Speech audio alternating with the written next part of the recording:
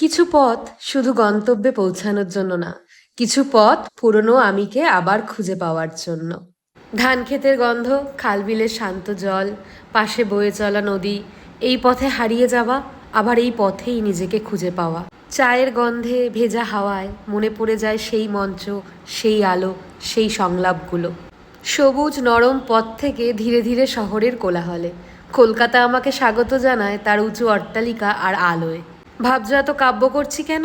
কারণ আজ অনেক দিন পর এসেছি থিয়েটার দেখতে, সেই জায়গা যেখানে একসময় আমার রোজ আনাগোনা ছিল। একসময় এই জায়গাটাই ছিল আমার পৃথিবী। আজ আবার ফিরলাম শুধু দর্শক হয়ে। ডায়লগগুলো আজও একই রকম শক্তিশালী, কিন্তু আজ আমি অন্য পাশে বসে শুনছি। মঞ্চটা হয়তো ছাড়তে হয়েছে, কিন্তু জীবনের মঞ্চে এখনও অভিনয় করেই চলেছি।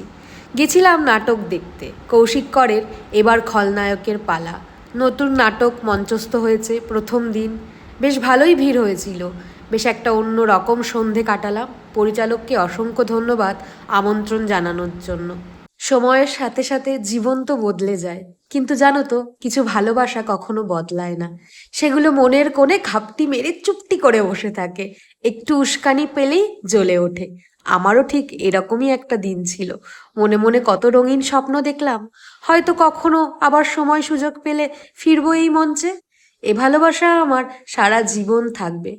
ফেরার পথে একটু আড্ডা, গল্প আর রাতের ডিনারটা সেরে ফিরলাম, কারণ ফিরতে ফিরতে অনেক রাত হয়ে গেছিল।